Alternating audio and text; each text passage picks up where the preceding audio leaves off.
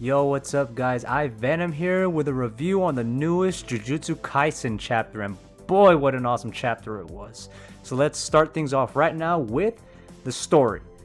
This chapter continues the fight between Yuta and Ishigori, with Yuta on the losing side given his cursed energy still hadn't recovered. He has to outwit his opponent despite not recovering his energy so far.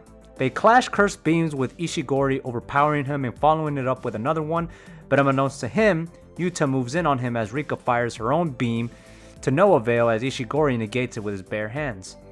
Yuta shocks him by using Udo's technique to redirect his granite blast and discovers that his ability is to copy techniques and has to consume them or take a piece of his opponent in some way, shape, or form. He remembers Rika eats Uro's arm, and Yuta takes the opportunity to strike him in the gut as Rika punches down on his head, but he one-shots her.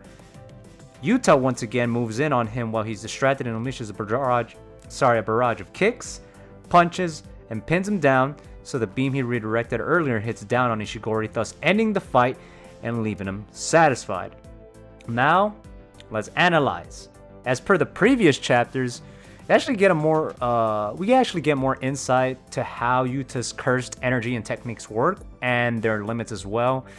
The narrator reveals to us that Yuta does know how to use beams, and that unless I'm forgetting something, and he is limited to using his cursed energy to only that while Rika is fully manifested. An energy beam at full power, though, is still weaker than Ishigori's granite blast, which does confirm that he is stronger in raw output and power, as evidenced by how he was able to completely get Rika at her limit with just a punch. Given Yuta's earlier showings in the series, as well as previous chapters and the circumstances he was in as given by the narrator, it's apparent Yuta is a very tactical fighter and knows he had to kick it into overtime and go by instinct more than normal in order to take Ishigori down before he could get a good shot in. Ishigori, though, has an ability that allows him to attack at his opponent at a long range. Though he can do that, he's at a severe disadvantage given Yuta's abilities to close the gap with speed. He tends to do that a lot in his previous fights, and being arguably weaker at close quarters combat than Yuta, not to mention being outclassed strategically despite being a cursed spirit, or rather, I'm sorry, not a cursed spirit, but a sorcerer older than 400 years old. Though to be fair, he is able to deduce that Yuta's cursed energy is slow to recover, which gives us insight to how Yuta had to tackle this fight. Since he knows his own strengths and weaknesses, it's precisely those exact things in this chapter that allows us to see and continue to see how great of a fighter he is. And it's that which was able to satisfy Ishigori's thirst for a dessert, as he so would say, and finds him to be a worthy opponent.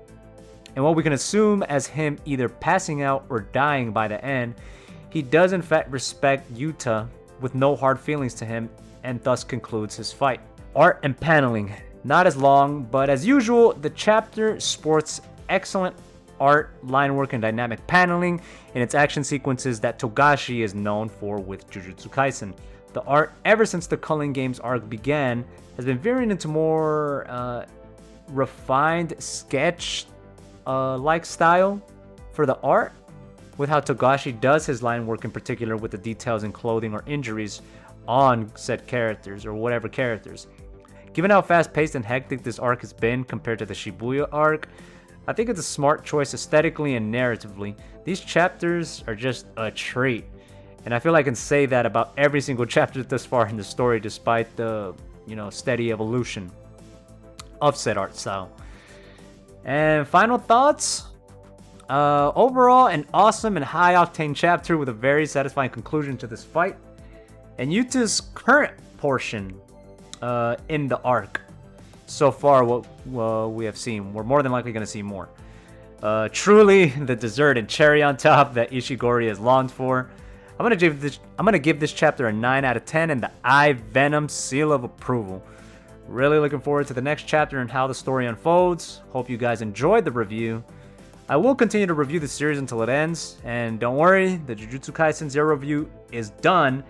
Just need some touch-ups, and I'll have it up soon. And if you really like this review and want to listen to more reviews or watch more of my review videos, you have that to look forward to. It is coming this week. I know I keep pushing the date, but I'm a very busy man. So don't forget to like, comment, and subscribe to the channel, boys. This is Venom, and I'll catch you guys on the next one. Peace.